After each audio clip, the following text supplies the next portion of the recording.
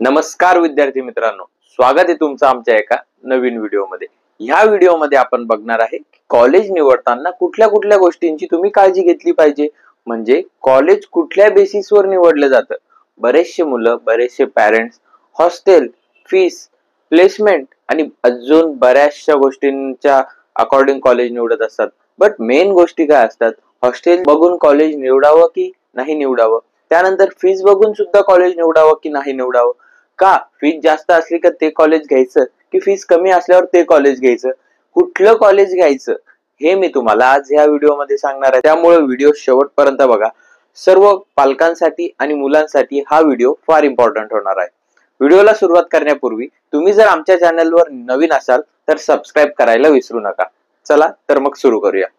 आता कॉलेज निवडताना कुठल्या गोष्टी लक्षात घ्याव्या, तर सर्वात पहिली गोष्ट येते म्हणजे कॉलेजचा नॅकचा ग्रेड। जर कॉलेजचा नॅकचा ग्रेड ए पासून कमी म्हणजे बी असेल तर ते कॉलेज निवडायचं नाही। ए, ए प्लस आणि ए प्लस प्लस हे 3 ग्रेड असेल तरच ते कॉलेज घ्यावं। ए प्लस प्लस ग्रेड असला म्हणजे जवळपास ते कॉलेज टियर 1 कॉलेज कन्सिडर केल्या जातं। आता आपण दुसरा पॉइंट बघूया, हॉस्टेल।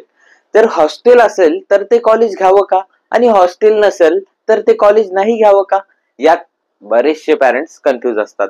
हॉस्टेल नसल्यावर आम्हाला हे कॉलेज घ्यायचं नाही असं बरेचसे पेरेंट्स करतात। बट आता काही ठिकाणी पेरेंट्स काय चुकी करून जातात की चांगल्या कॉलेजला हॉस्टेल नाहीये तर ते चांगलं कॉलेज सोडून त्याच्या खालचं कॉलेज घेऊन टाकतात, का तर तिथं हॉस्टेल असतं म्हणून। तर असं नाहीये, ज्या कॉलेजला हॉस्टेल नाहीये त्या कॉलेजच्या आजूबाजूला राहण्यासाठी पीजी, फ्लॅट वगैरे बऱ्याचशा सिस्टम असतात, त्यामुळे तुम्ही राहण्याची काळजी करायची नाही। कॉलेज म्हटलं म्हणजे त्याच्या आजूबाजूला राहण्याच्या चांगल्यात चांगल्या व्यवस्था असतात। त्यामुळे जर तुम्ही हॉस्टेल नाहीये म्हणून जर तुम्ही ते कॉलेज सोडत असाल तर हे कुठेतरी तुमचं चुकतंय।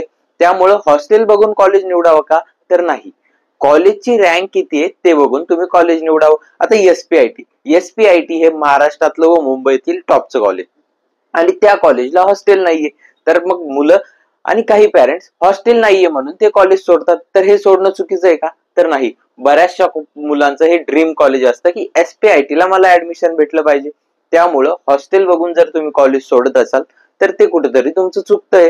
आता हॉस्टेल नंतर आपण बघूया फीस। आता काही पेरेंट्सची फायनान्शियल कंडिशन चांगली नसते, तर ह्या फायनान्शियल कंडिशन मध्ये ते काय बघतात की फीस कॉलेजची कमी असली पाहिजे। कॉलेजची फीस जर जास्त असेल तर आम्हाला तिकडे ऍडमिशन घ्यायचं नाही, दादा कमी फीस वाले कॉलेजेस सांग।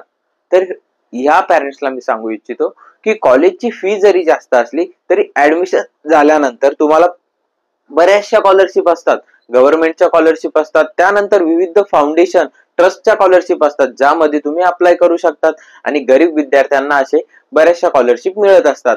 कॉलेजचं स्कॉलरशिप डिपार्टमेंट सुद्धा त्याची माहिती देत असतं, त्यामुळे फीस कडे बघून तुम्ही कॉलेज चूज करायचं असतं का, तर नाही। हो, काही पेरेंट्सचं फायनान्शियल कंडिशन चांगली नसते त्यामुळे त्यांना जास्त फी भरणं हे परवडेबल नसतं। तर अशा वेळेस तुम्ही काय केलं पाहिजे, जर कॉलेजची लेवल बघायची, ज्या कॉलेजची फी कमी आहे ते कॉलेज आणि ज्या कॉलेजची फी जास्त आहे ते कॉलेज, या कॉलेजमध्ये कुठलं कॉलेज चांगलं आहे, कारण भविष्यात जो मेन मुद्दा ज्याचा मी पुढे डिस्कस करणार आहे प्लेसमेंट, या प्लेसमेंट ज्यावर डिपेंड करतात ते म्हणजे कॉलेजची लेवल। जर तुम्ही कॉलेजची लेवल स्विच करत असाल फी मुळे तर हे कुठेतरी तुमचं चुकतंय। म्हणजे तुमच्या नंतर तुम्हाला स्कॉलरशिप तर मिळणारच आहे, विविध ट्रस्ट असतात, त्यानंतर विविध फायनान्शियल हेल्प करणारे बरेचसे लोक असतात, तर अशा लोकांकडून स्कॉलरशिप डिपार्टमेंट आपल्याला स्कॉलरशिप देत असतं। तर ही गोष्ट तुम्ही कुठेतरी लक्षात घेतली पाहिजे। आणि सगळ्यात मेन मुद्दा म्हणजे कॉलेजची प्लेसमेंट। आता काय करतायत मुलं, सीएस करण्याच्या नादात ज्या कॉलेजचे लास्ट 2 इयर्सचा कट ऑफ हा 75% होता, त्या कॉलेजचा कट ऑफ ह्या लास्ट इयर मध्ये 80, 85, 90 गेलाय। कट ऑफ वाढला म्हणून तिथल्या प्लेसमेंट वाढलाय का, तर नाही, कट ऑफ वाढला म्हणून तिथल्या प्लेसमेंट वाढल्या नाही। आता कट ऑफ बघून जर तुम्ही कॉलेज घेत असाल तर हे कुठेतरी तुमचं चुकतंय आणि बरेचसे counsellor cut off wise college list arrange करून देतात, तर हे चुकीचं आहे। तुम्ही प्लेसमेंट, कॉलेजची प्लेसमेंट किती जाते, हायेस्ट प्लेसमेंट बघू नका, कारण हायेस्ट प्लेसमेंट मध्ये हे प्रायव्हेट युनिव्हर्सिटी काही पण टाकून देतात आणि तो तिथं ते स्कॅम करतात। हायेस्ट नाही तर ऍव्हरेज प्लेसमेंट बघून तुम्ही कॉलेज निवडायचं आहे।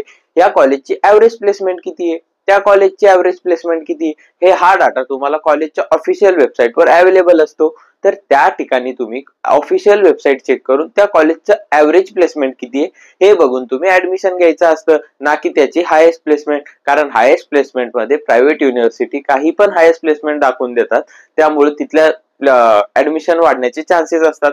तर ही चूक तुम्ही टाळायची आहे. आणि दुसरी मेन चूक म्हणजे कट ऑफ बघून नाही तर प्लेसमेंट बघून तिथे ऍडमिशन घ्यायचं आहे.